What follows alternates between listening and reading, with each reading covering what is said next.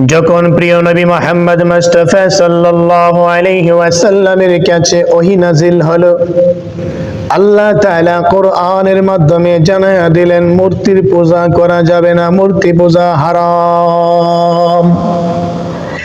যারা মূর্তির পূজা করবে, মূর্তিকে রব হিসেবে মেনে নেবে, তাদের ঠিকানা হবে জাহান্নাম।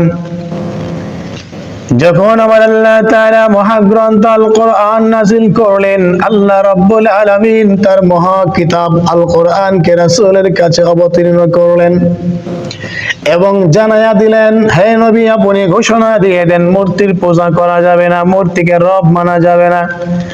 রব তো আল্লাহ এক, অদ্বিতীয়, তার সাথে কাউকে শরীক করা যাবে না। প্রিয় নবী মুহাম্মদ মুস্তাফা সাল্লাল্লাহু আলাইহি ওয়াসাল্লাম প্রকাশ্যে ঘোষণা দিয়ে দিলেন।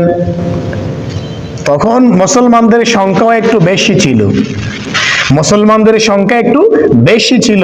দ্বিতীয়ত, মহাগ্রন্থ আল কোরআন দলিল প্রমাণ চলে আসছে মূর্তির পূজা করা যাবে না। যারা মূর্তিকে রব হিসেবে মেনে নেবে, মূর্তির পূজা করবে, তাদের ঠিকানা হবে চিরস্থায়ী জাহান্নাম, তাদের ঠিকানা হবে চিরস্থায়ী জাহান্নাম। আল্লাহ রাব্বুল আলামিন ঘোষণা জানাইয়া দিলেন কোরআনের আয়াতের মাধ্যমে।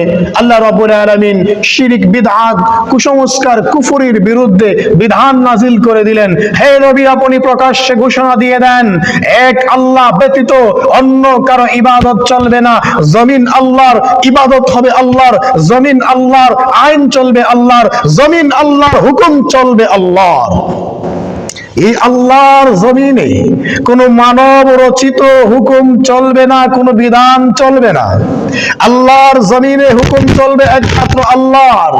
আল্লাহর জমিনে আব্রাহাম লিঙ্কনের গণতন্ত্রের হুকুম চলতে পারে না। আল্লাহ পাকের এই জমিনে ভারতের হুকুম, ভারতের দাদাগিরি চলতে পারে না। আল্লাহর এই জমিনে চীন, রাশিয়ার দাদাগিরি চলতে পারে না। আল্লাহর এই জমিনে ইউরোপ, আমেরিকার দাদাগিরি চলতে পারে না।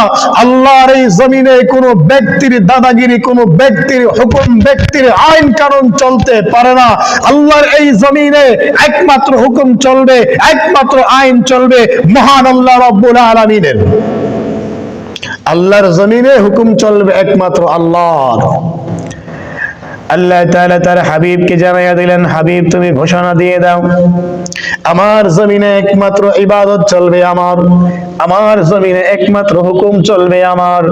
যারা দেব দেবীর পূজা করে, মূর্তির পূজা করে, তাদেরকে জানাইয়া দাও তাদের ঠিকানা হবে চিরস্থায়ী জাহান্নাম, তাদেরকে চিরস্থায়ী জাহান্নামে যেতে হবে।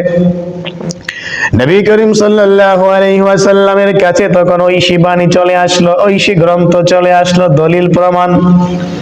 আবার অনেক সাহাবায়ে কেরাম তৈরি হলো, মুসলমানদের সংখ্যা বৃদ্ধি পেল।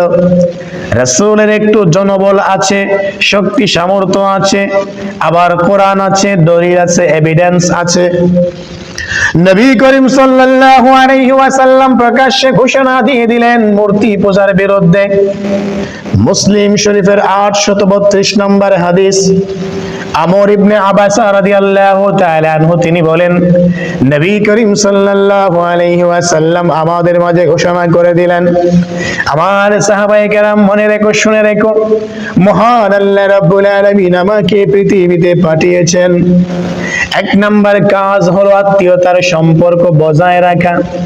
আমার আল্লাহ তাআলা আমাকে পৃথিবীতে পাঠিয়েছেন আত্মীয়তার সম্পর্ক বজায় রাখার জন্য।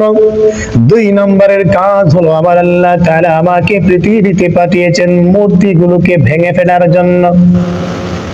আমার আল্লাহ তাআলা আমাকে পৃথিবীতে পাঠিয়েছেন দেব দেবীগুলোকে ভেঙে চূর্ণ বিচূর্ণ করে দেওয়ার জন্য, তাদের অস্তিত্ব, তাদের নাম নিশানা গুলো মুছে ফেলার জন্য। আমার আল্লাহ তাআলা আমাকে দুনিয়ার মধ্যে পাঠিয়েছেন। তিন নম্বরে আমার আল্লাহ তাআলা আমাকে পৃথিবীতে পাঠিয়েছেন এক আল্লাহর দাওয়াত দেওয়ার জন্য, এক আল্লাহর ইবাদতে প্রচার করার জন্য।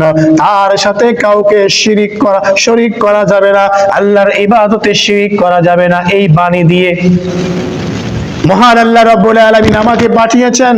এক নম্বরের কাজ হলো আত্মীয়তার সম্পর্ক বজায় রাখা। দুই নম্বরের কাজ হলো পৃথিবীর সমস্ত মূর্তিগুলোকে ভেঙে ফেলা। 3 নম্বরের কাজ হলো মহান আল্লাহ তাআলা আমাকে পৃথিবীতে পাঠিয়েছেন এক আল্লাহর একত্ববাদের দাওয়াত দেওয়ার জন্য, তাওহীদের দাওয়াত দেওয়ার জন্য, শিরক বিদআতের বিরুদ্ধে অবস্থান নেওয়ার জন্য। আমাদের প্রিয় নবী সাল্লাল্লাহু আলাইহি ওয়াসাল্লাম প্রকাশ্যে ঘোষণা দিয়ে দিলেন, মূর্তির পূজা আর করা যাবে না। মূর্তিগুলোকে ভাঙার জন্যই আল্লাহ আমাকে পাঠিয়েছেন। আত্মীয়তার সম্পর্ক বজায় রাখার জন্য আল্লাহ আমাকে পাঠিয়েছেন। এক আল্লাহর একত্ববাদের দাওয়াত দেওয়ার জন্য, তাওহীদের দাওয়াত দেওয়ার জন্য আল্লাহ আমাকে পৃথিবীতে পাঠিয়েছেন।